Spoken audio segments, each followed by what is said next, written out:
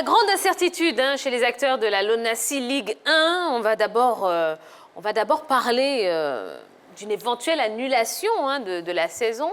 Alors, Mohamed, on est content de vous avoir sur le plateau puisque vous êtes acteur de cette Ligue 1. Alors, est-ce que la Ligue professionnelle devrait annuler la saison ?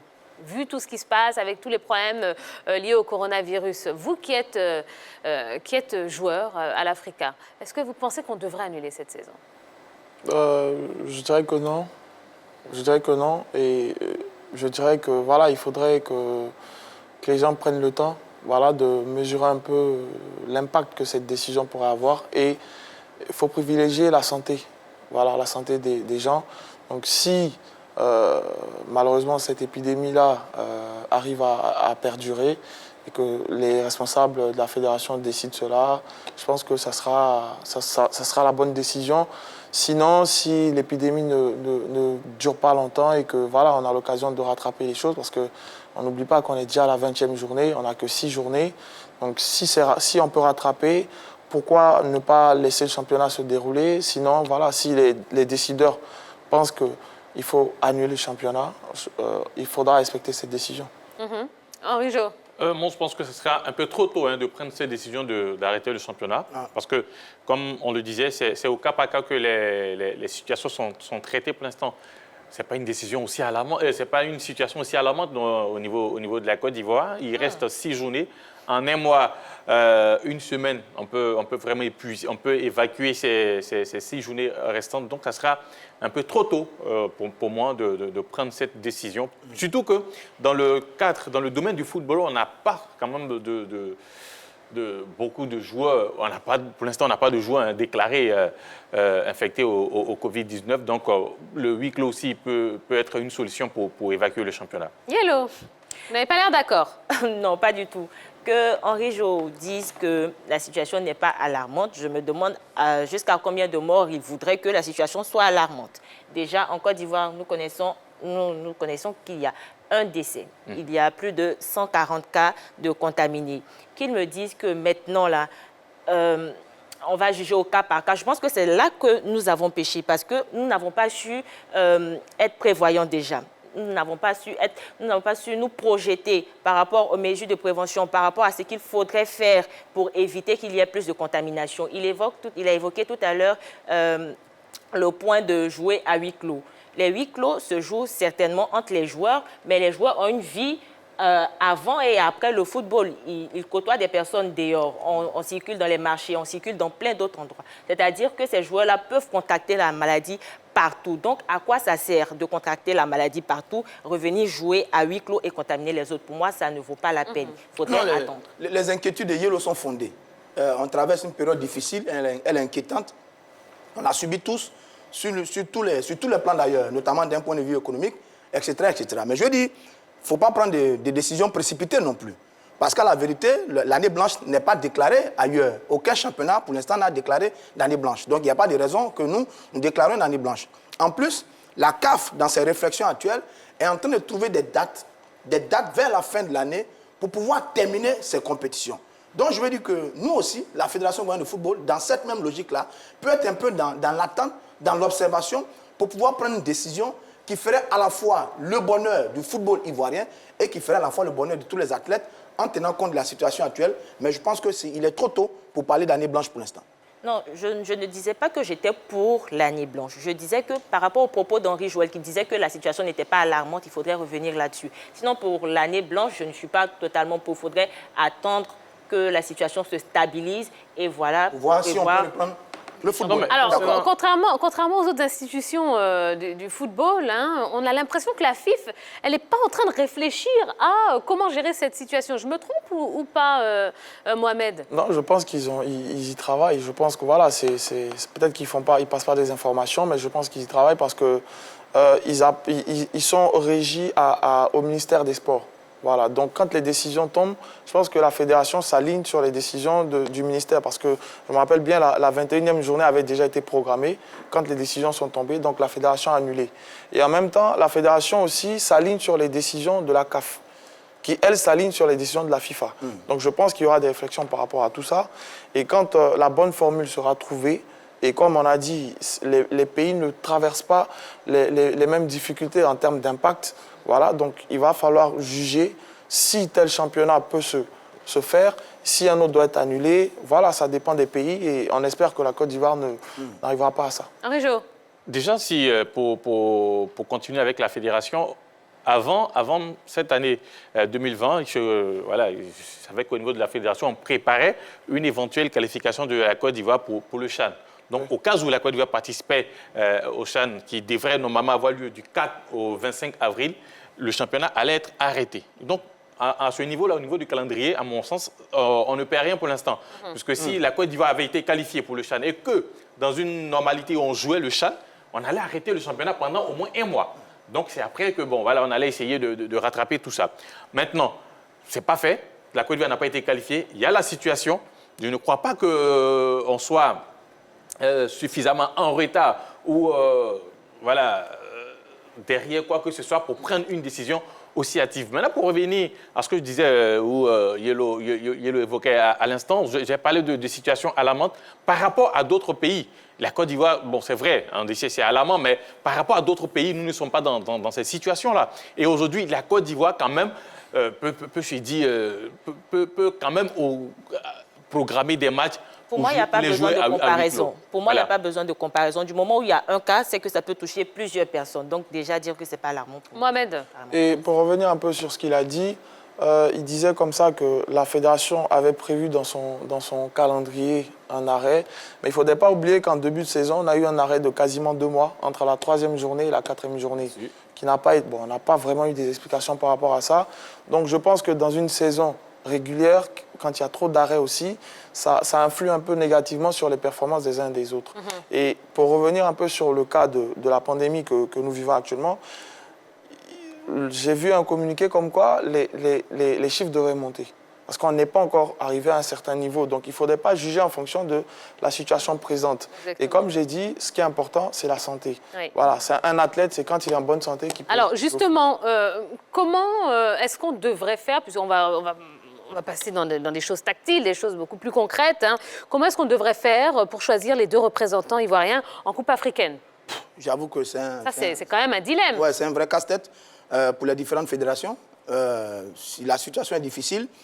Mais sur le schéma global, certains disent qu'on pourra avoir, vers la fin de l'année, en cas de reprise de compétition, on pourra avoir des petits tournois finaux entre les équipes les plus...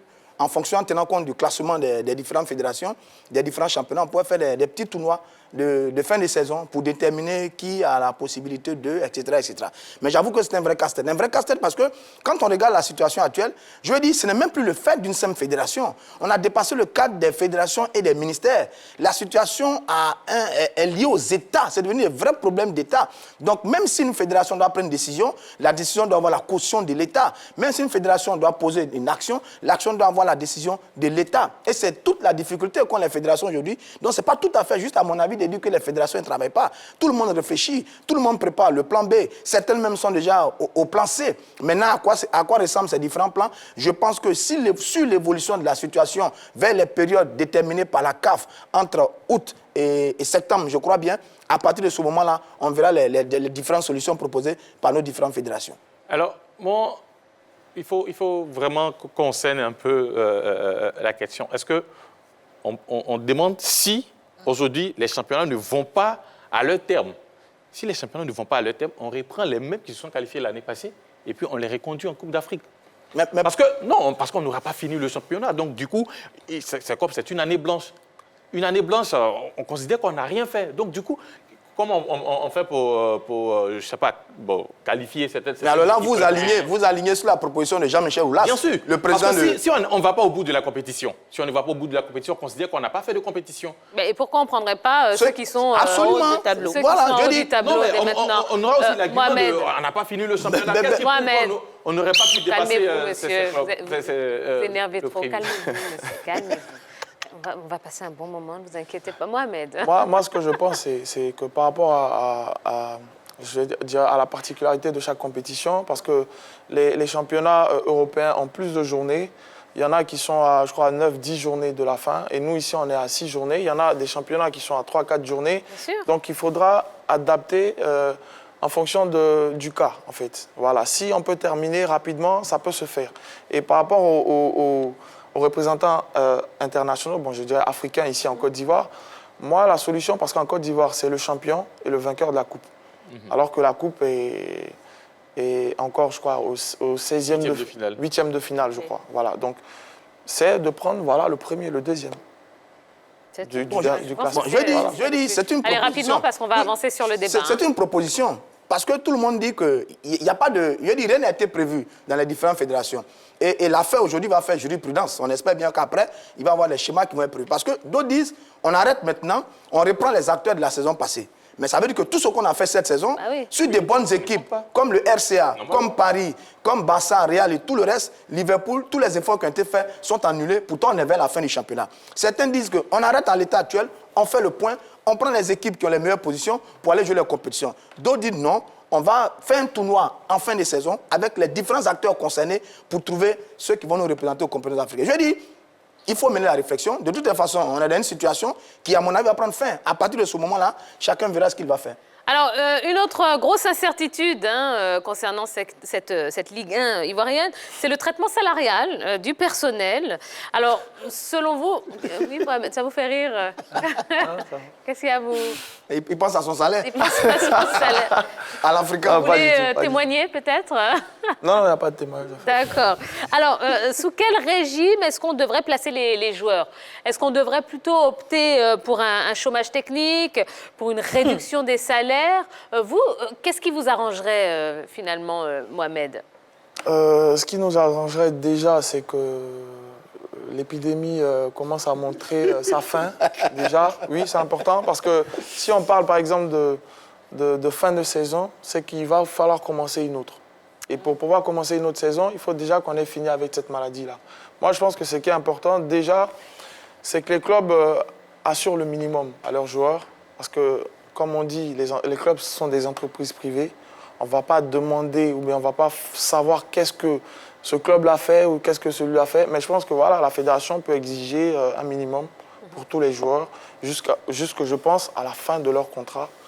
Je pense que ça serait déjà acceptable. Le minimum revient au chômage technique, c'est-à-dire... Non, pas forcément.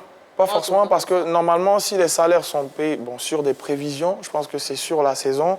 Je sais que moi, il me reste quoi 3-4 mois.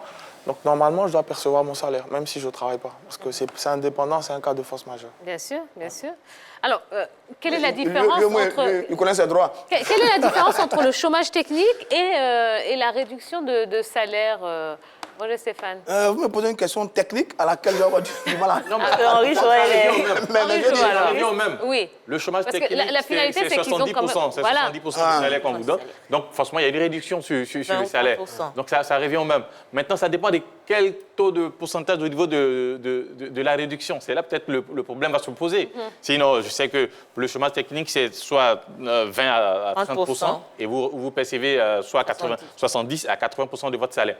Maintenant, à ce niveau-là, c'est aux joueurs aussi. Avec les joueurs, il faut mener une discussion pour pouvoir trouver un terrain d'attente. Ça n'a pas été fait du côté du FC Sion, d'où cette affaire en justice entre Seydou Doumbia, les autres et le club.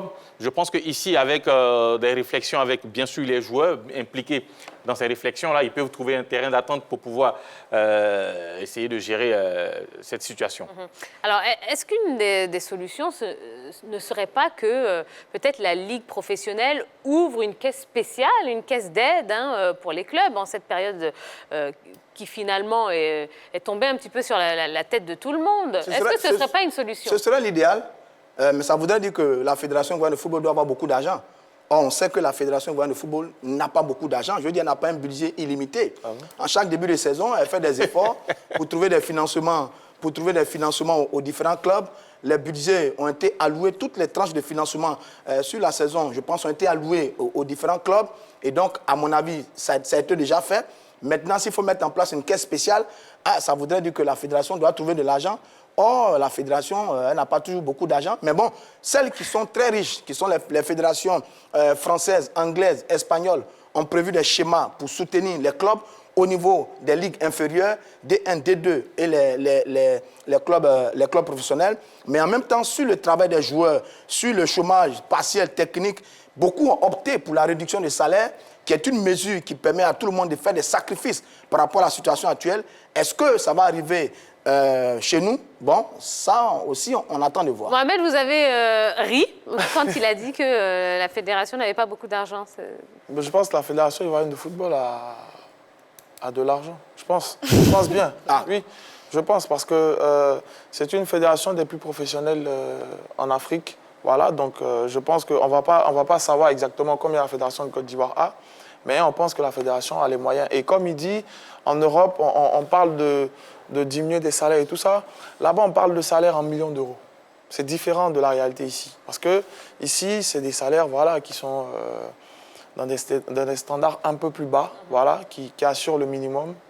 Donc, je pense que ça va dépendre de la puissance financière de chaque club. Voilà, il y a des clubs qui pourront payer leurs joueurs sur 1 an, 2 ans, sans problème. Il y en a qui ne pourront même pas parce qu'il y en a qui doivent à leurs joueurs. Donc, c'est différent. Maintenant, si la fédération doit s'impliquer, là, il faudra faire appel à tous les présidents de clubs pour dire voilà ce qu'on peut vous donner dans cette période pour aider les joueurs. Sinon, le quotidien, ça dépend du club. Il y a des clubs qui peuvent donner des vivres en plus des salaires aux joueurs. Il y a des clubs qui ont commencé à le faire. Ah bon? Voilà. Bien sûr, bien sûr. D'accord. Yellow? Je suis carrément d'accord avec l'invité. Déjà, quand on parle de chômage technique, il faudrait connaître le salaire déjà du joueur. Nos clubs ici peinent déjà à payer le joueur mensuellement. Et à cela, ajouter le chômage technique. Comment ces clubs-là vont se débrouiller financièrement? Comment ces joueurs-là vont arriver à survivre pendant cette période de coronavirus où on parle de faire des provisions déjà pour les joueurs? Est-ce que vous avez déjà vos provisions? Oui, déjà. D'accord, donc ça me rassure. Non, ça dit que, Tia, faisons attention et soyons prudents. Chômage partiel, chômage technique. La finalité de ces deux types de chômage-là, si la situation n'est pas réglée, c'est le licenciement qui est au bout. Je sais de quoi je parle pour avoir vécu un chômage technique à une certaine époque de ma vie. Donc, au bout, il y a le licenciement. Et quand on connaît les clubs qui n'ont pas suffisamment de moyens pour payer les indemnités de licenciement des joueurs, après, ça va poser des cas terribles au niveau de nos clubs. Vu que d'ailleurs, les joueurs n'ont même pas de contrat. Beaucoup de joueurs n'ont même pas de contrat réel avec les clubs. Et d'ailleurs, les clubs n'ont pas beaucoup d'argent. Et pour boucler les saisons, etc., etc. Donc après, ça va devenir compliqué. Je pense que ce qu'on peut faire tous, je dis, on peut en discuter tout le temps, c'est de voir dans chaque club, sur les réalités de chaque club, comment faire des aménagements en tenant compte des réalités du club, des réalités des joueurs, pour que le club puisse vivre. Parce que, n'oublions pas, que beaucoup de nos clubs sont très pauvres, que beaucoup de nos clubs reposent sur les poches des présidents de clubs. Et quand la situation actuelle, la plupart des présidents de clubs qui sont pour beaucoup des opérateurs économiques ont pris des coûts sur les entrées financières. Parce que la subvention de la fédération, elle est de 75 millions. Pour gérer un club une saison, c'est 300 millions. Le reste, là, c'est le président du club. Donc, si on ne tient pas compte de tout ça, eh bien, il y a beaucoup de clubs qui vont fermer. D'accord. Et bien voilà ce qu'on pouvait dire concernant toutes ces incertitudes pour les acteurs de la Ligue 1 ivoirienne. Ce ne sera pas évident, mais on espère en tout cas que personne ne ressortira véritablement perdant de toute cette affaire de coronavirus et que tout le monde s'activera à trouver quand même des solutions pour arranger un maximum de personnes. Voilà.